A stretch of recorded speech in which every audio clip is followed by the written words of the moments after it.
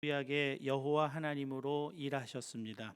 성자 하나님은 신약의 예수 그리스도로 일하셨고, 성령 하나님은 사도행전 이후 교회의 시대를 일하시는 하나님이십니다. 여러분, 하나님은 일하시는 하나님이십니다. 지금도 우주를 운행하고 계시고요, 수많은 사람들의 구원하는 일을 지금도 하고 계십니다.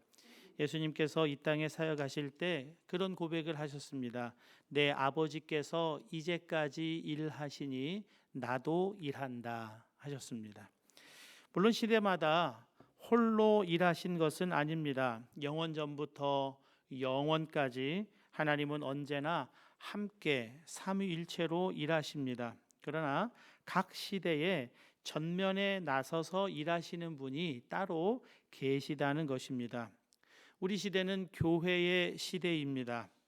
교회를 세우시고 교회를 통해 일하시는 분이 성령 하나님이시라는 겁니다. 그렇기 때문에 우리는 성령 하나님에 관한 지식을 소유하는 것이 너무나 중요합니다. 성령 하나님은 성령님으로 충만한 교회, 성령으로 충만한 믿음의 사람을 통해서 일하시기 때문입니다. 사랑하는 여러분, 여러분 성령 충만하십니까? 제가 보통 이런 질문하면 대답을 잘 안 기다리니까 별로 대답할 의지가 별로 없으신 것 같아요. 여러분 성령 충만하십니까? 네. 아멘이라고 화답해 주셔서 너무나 감사합니다. 그런데 성령 충만에도 단계가 있다는 것을 아십니까? 성령 충만의 단계가 세 단계가 있습니다. 그 첫 번째 단계는 죄에 대하여 통회 자복하는 단계입니다. 죄로 인해 가슴을 찢고 통곡하며 회개하는 단계입니다.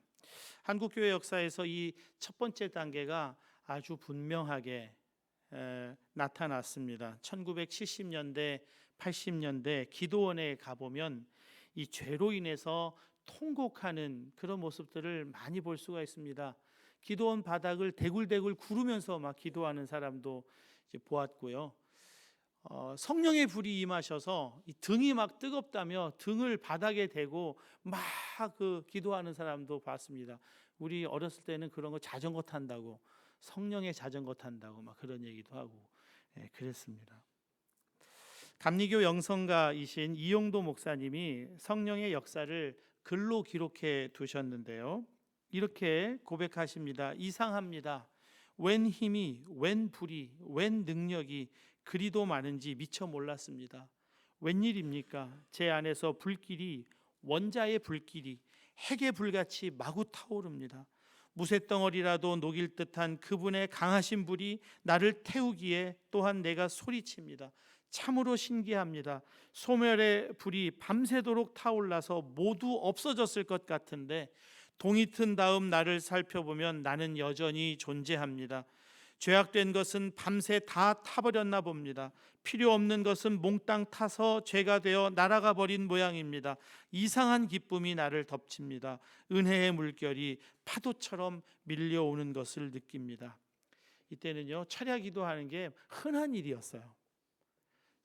군대에서도 철야 기도를 했었으니까요. 오순절 마가의 다락방에 불에 혀와 같이 갈라지는 것이 임하게 되었을 때 죄에 대해서 통회 자복하는 역사가 일어납니다. 성령 충만한 베드로가 담대히 예루살렘 유대인들에게 선포했습니다. 너희가 십자가에 못 박아 죽인 예수를 하나님께서 다시 살리셨도다. 그가 메시아다. 그가 그리스도다. 말씀을 듣던 유대인들이 반응합니다. 그들이 이 말을 듣고 마음에 찔려 베드로와 다른 사도들에게 물어 이르되 형제들아 우리가 어찌할꼬 하거늘. 성령께서 죄를 다루시면 우리가 어찌할꼬 이렇게 반응하게 된다는 것입니다.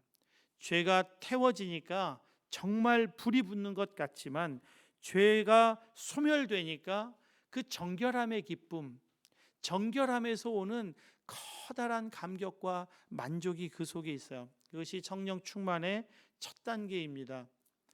여러분들에게 혹 이런 일이 일어나도 놀라지 마세요.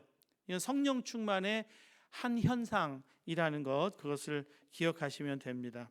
두 번째 단계 성령 충만은 밝은 빛입니다. 햇빛보다 더 밝으신 예수님의 영, 성령께서 빛으로 임하시면 죄의식이 깊어집니다.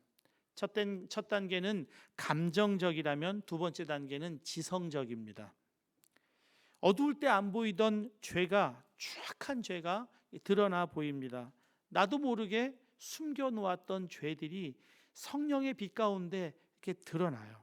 사도 바울이 노년에 디모데 전후서를 기록하면서 거기에 자신에 대해서 이렇게 고백을 하죠. 죄인 중에 내가 괴수니라. 여러분, 사도 바울이 죄인 중에 괴수, 우두머리라는 거예요. 세상에 많은 죄인들이 있는, 흉악한 범죄자들이 있는데 그 중에서 내가 우두머리라고 그렇게 고백을 하는 이유가 그가 다른 사람보다 더 많은 죄가 있었기 때문입니까? 그에게 빛이 강하게 임한 것입니다. 너무나 밝은 빛이 임하니까 자기 속에 온갖 것이 다 드러나게 된 것입니다. 백일하에 드러났다, 그런 말 들어보셨죠? 백일하에 드러나는 거 숨길 수가 없어요. 그걸 보니까 죄인 중에 내가 괴수다, 그렇게 고백을 하게 된다는 것입니다. 깊은 죄의식을 갖게 돼요. 죄책감과는 다릅니다. 죄에 대해서 아주 민감해져요. 선과 악이 뚜렷하게 분별이 되는 것입니다. 전에는 죄로 생각되지 않았던 것이 죄로 여겨져요.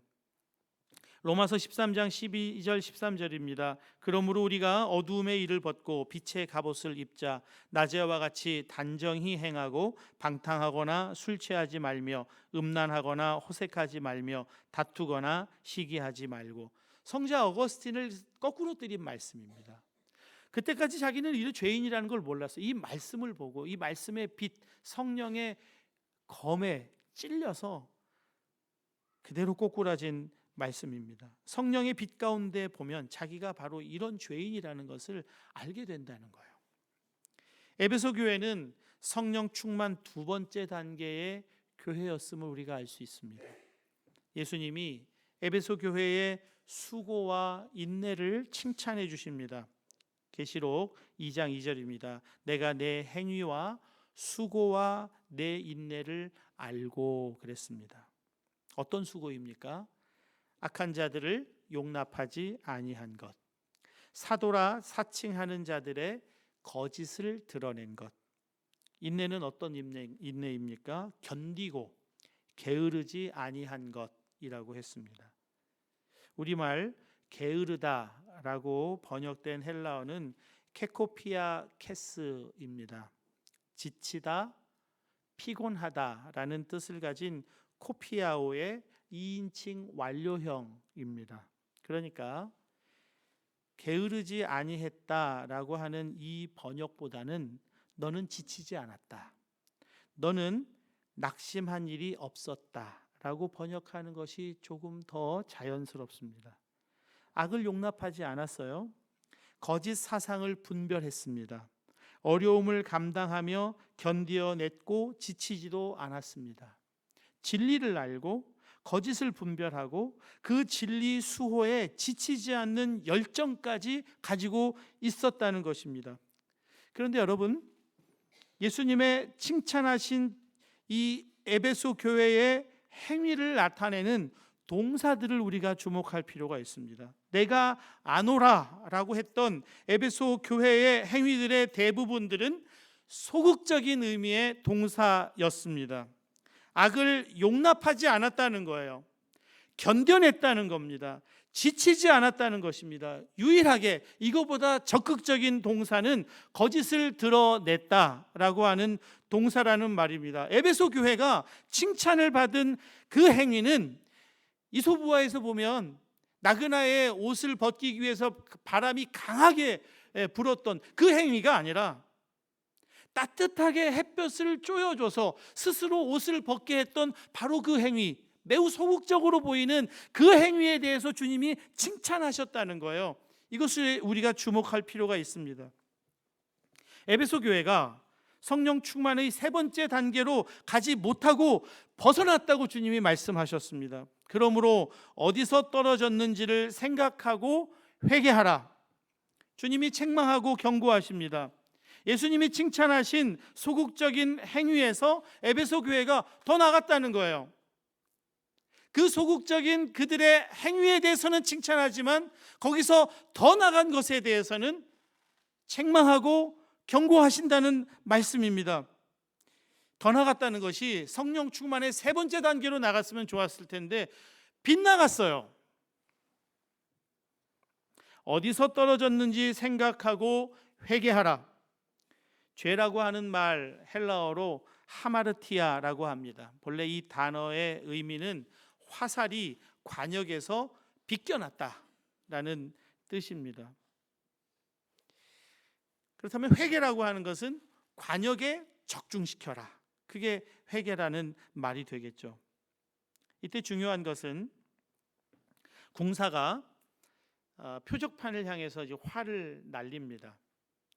이때 중요한 것이 화살이 표적판까지 날아갈 강한 힘으로 당겨주는 것도 무척 중요하지만 당길 때 그 순간의 각도가 매우 중요합니다.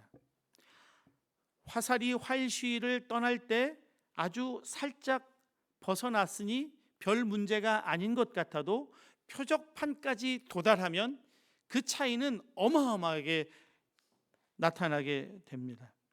아주 살짝 벗어났으니 큰 문제가 아니라고 하는 바로 그 지점, 어디서 떨어졌는지 그 자리를 찾고 생각해야 한다는 말입니다.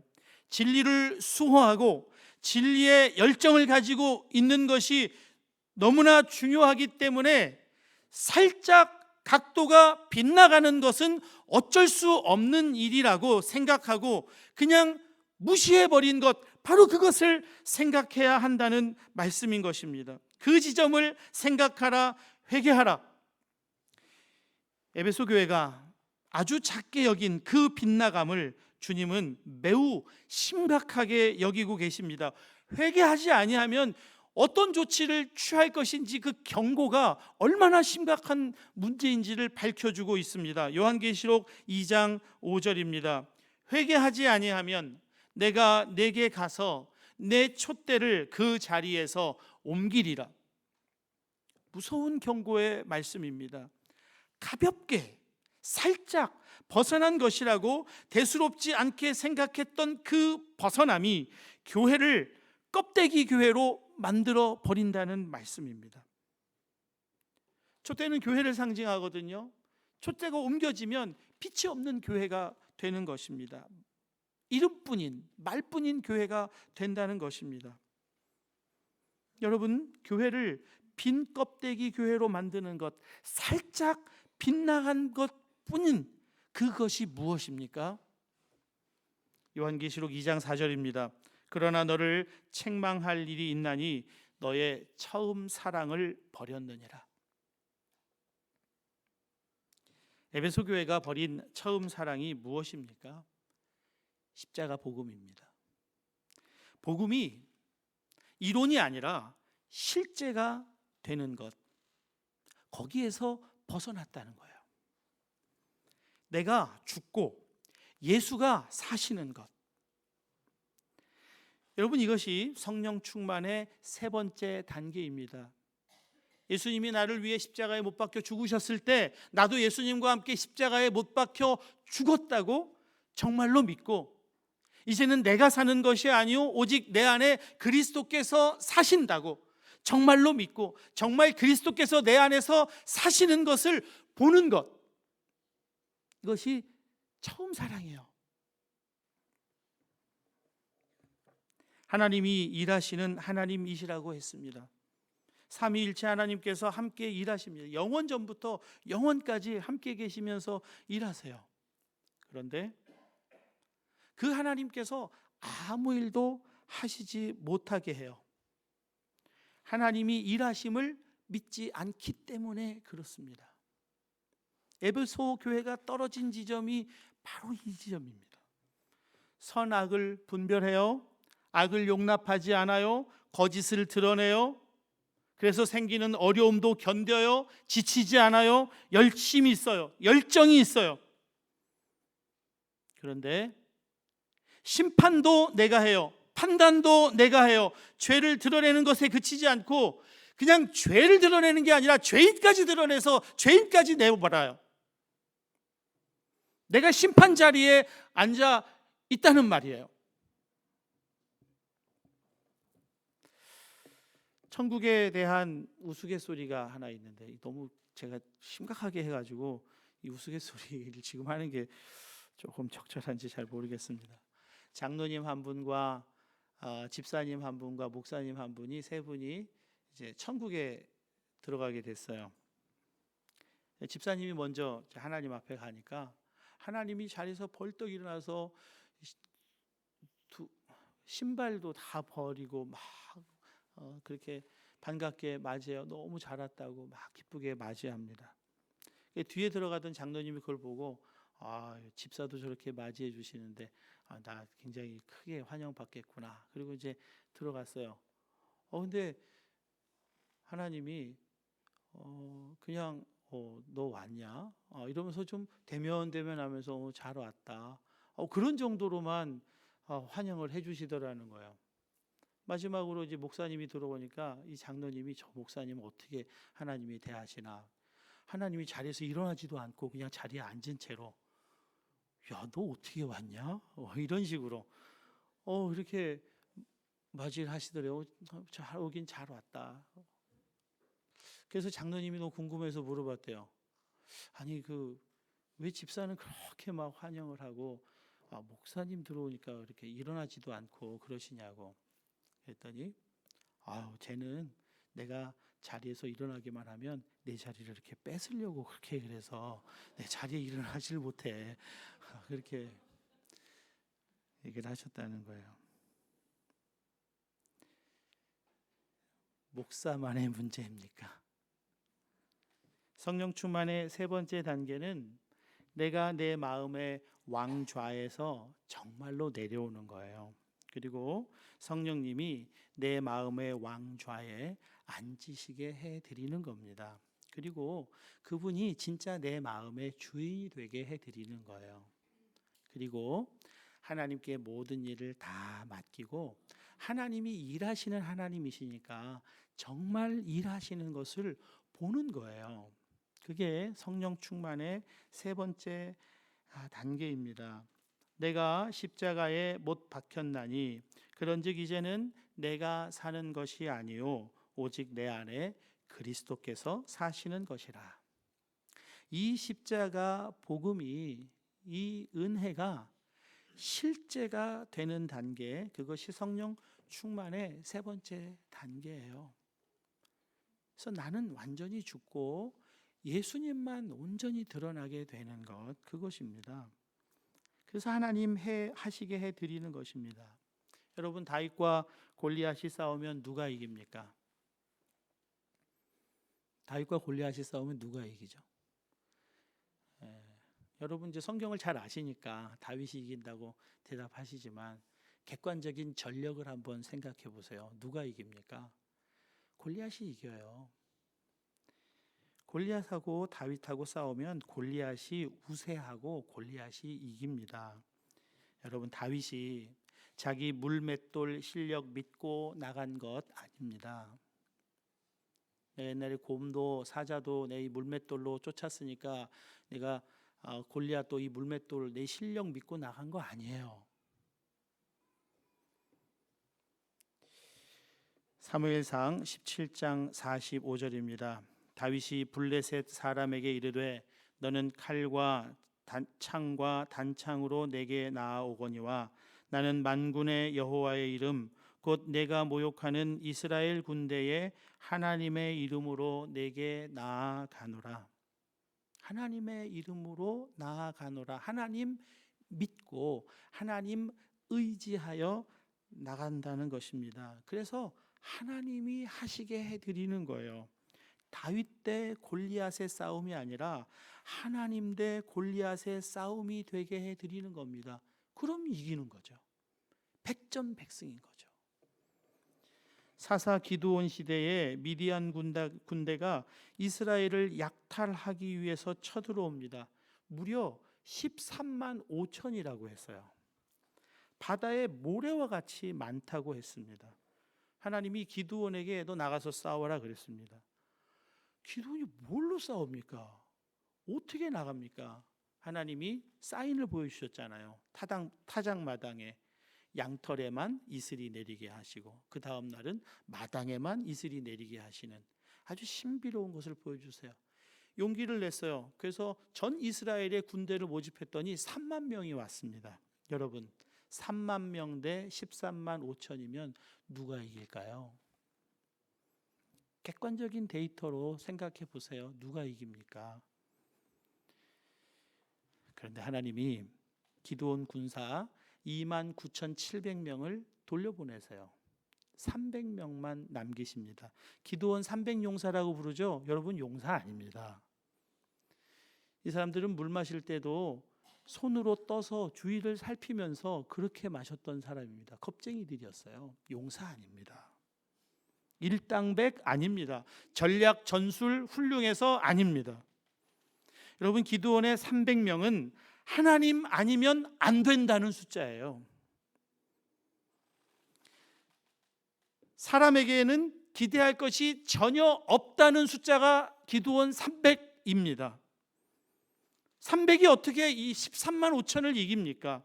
하나님만 하실 수 있는 일이 되는 거예요. 하나님을 믿어드리는 겁니다. 하나님 대 미디안 13만 5천의 싸움이 되게 하는 겁니다. 누가 이깁니까? 13만 5천. 하나님은 무한. 한계가 없으신 분이세요. 제한이 없어요. 무한하신 하나님이세요. 13만 5천은 그냥 점에 불과합니다. 우리는 인생 계획, 인생 플랜이라는 것을 세웁니다. 사업 계획, 사업 플랜도 세웁니다. 재정도 고려하고요. 학력도 고려하고요. 건강도 고려합니다. 고려해야 할 요소들을 다 고려해서 가능한 계획을 세웁니다. 그런데 대부분 고려하지 않는 한 가지 요소가 있어요. 하나님 요소예요. 하나님은 내 가정, 내 사업, 나의 학업, 내 교회 플랜에 고려 요소에 들어가지 못하는 때가 너무나 많아요. 복음이 실제가 아닌 것입니다. 이론에 불과해요.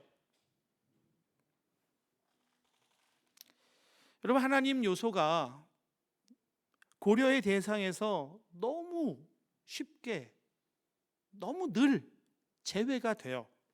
그러면 스트레스 받아요. 그러면 염려, 불안, 걱정, 근심, 우울증으로 가는 거예요. 제가 40을 넘기던 해에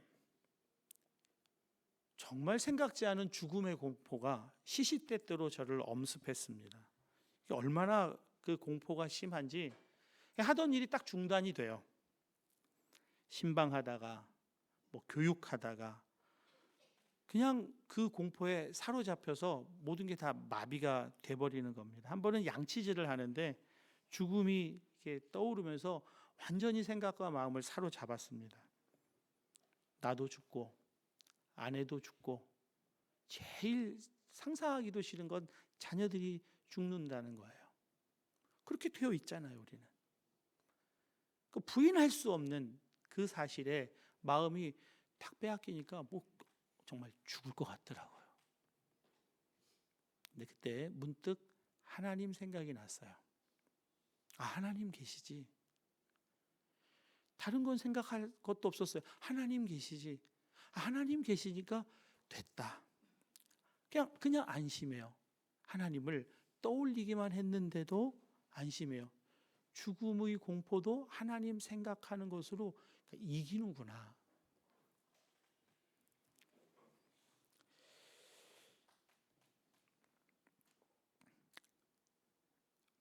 목사지만 인생에서 어느새 하나님이 제 마음에서 인생에서 제외되고 있을 때는 그런 꼴이 되는 것입니다. 여러분, 이 하나님을 제외하고 사는 삶을 교만이라고 해요. 교만. 그래서 내가 나를 지배하고 남도 지배하고, 이 교만에다가 막 분별력까지 생겼으니까 얼마나 다른 사람을 지배하려고 하겠습니까? 여러분, 하나님을 우리 인생의 가장 중요한 요소로 여기세요. 하나님을 고려하세요. 하나님 계시다는 걸 고려하세요. 모든 인생 플랜, 인생 계획을 세울 때 하나님을 가장 중요한 요소로 고려하세요. 그리고 하나님께 맡기고 살면, 그러면 사랑하면서 살 수 있게 돼요. 사랑하면서 사랑만 하고 살아도 되는 삶이 시작이 되는 것입니다.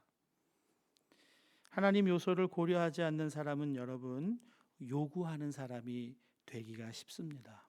나를 지배하듯이 다른 사람도 지배하려고 해요. 내 생각이 옳다고 주장하고 설득하고 내 옳은 생각을 요구해요. 이렇게 해야 된다, 저렇게 해야 된다. 자녀에게 요구하고, 아내에게 요구하고, 남편에게 요구하고, 목사에게 요구하고, 교인에게 요구하고, 교인과 교인 서로가 서로에게 요구하고. 사랑하는 여러분, 사랑은 요구하는 게 아니에요. 사랑은 용납하는 것입니다.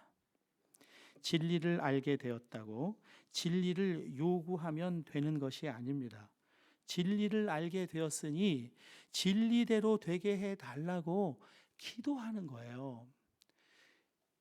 성령께서 책망하시면 후유증이 없어요. 성령께서 책망하시고 성령께서 진리를 가르쳐 주시면 그냥 그 자리에서 꼬꾸라지고 회개하고 변화되는 사람이 돼요. 그걸 내가 하려고 하니까, 성령께서 하셔야 될 일을 인간인 내가 하려고 하니까 나는 스트레스를 받고 다른 사람은 부담을 갖게 되는 거예요. 하나님이 하신다는 것을 정말로 믿어보세요. 내가 말해야 되는 게 아니라 오래 참음으로. 사랑은 오래 참고잖아요. 오래 참을 수 있어. 왜냐하면 하나님이 하실 걸 진짜 믿으니까. 지금은 하나님의 타이밍이 아니지만 하나님의 타이밍이 오면 하나님이 하신다고 진짜 믿으니까, 이미 이루어진 일처럼 그렇게 사랑하면서, 사랑만 하면서 살 수가 있게 되는 것입니다. 요구하는 사람은 오래 참지 못합니다. 그러나 용납하는 사람은 오래 참습니다. 여러분, 사랑이 없으면 교회는 교회가 아니래요. 촛대를 옮기시겠대요. 아무리 진리를 가르치고 배우고 진리를 수호하는 열정이 있어도 사랑이 없으면, 처음 사랑에서 떨어져 나가면 교회는 교회가 아니라고 주님이 말씀하고 계시는 겁니다. 진리 수호, 진리에 대한 열정에 비하면 사랑, 용납, 뭐 그건 조금 뒤로 미뤄도 되지 않나? 이렇게 생각이 되기가 참 쉬워요. 조금 벗어나는 것뿐이잖아.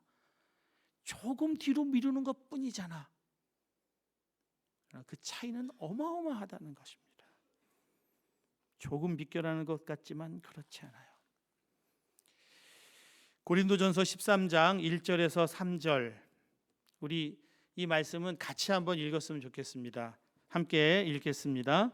내가 사람의 방언과 천사의 말을 할지라도 사랑이 없으면 소리나는 구리와 울리는 꽹과리가 되고, 내가 예언하는 능력이 있어 모든 비밀과 모든 지식을 알고 또 산을 옮길 만한 모든 믿음이 있을지라도 사랑이 없으면 내가 아무것도 아니요, 내가 내게 있는 모든 것으로 구제하고 또 내 몸을 불사르게 내줄지라도 사랑이 없으면 내게 아무 유익이 없느니라. 아멘. 사랑하는 여러분, 사랑이 없으면 아무것도 아니라고 성경은 결론을 맺고 있습니다. 여러분 성령 충만하시기를 축복합니다. 성령 충만할 때 일하시는 하나님의 실제적인 일을 보게 돼요. 그리고 우리는 그 일에 그냥 참여하기만 하면 됩니다. 내가 이끌고 가지 않아도 돼요. 하나님이 이끌고 가시기에 스트레스 받지 않아도 돼요. 일의 성공과 실패는 하나님께서 하실 거예요. 나는 성공과 실패에 관계없어요. 그냥 하나님 하시는 일에 참여하기만 하면 그것으로 충분한 거예요. 그러면 사랑하며 살 수 있어요. 사랑만 하며 살아도 되는 정말 놀라운 행복이 우리에게 약속되어 있는 것입니다. 어디에서 떨어졌는지 조금 비껴나가는 것뿐이라고 쉽게 생각했던 그 부분을 여러분 잘 생각하셔서 하나님께 우리 인생을 온전히 맡겨서 사랑 가운데 우리 한마음교회가 사랑으로 가득한 교회, 사랑으로 소문난 교회. 여러분 한마음교회가 사랑으로 소문난다는 것은 여러분 각자가 사랑으로 소문나는 사람 된다는 것, 그것을 여러분 아셔야 돼요. 우리 한마음교회가 사랑을 흘려보내는 그런 교회 되실 수 있기를 주님의 이름으로 축복합니다. 우리 함께 기도하겠습니다.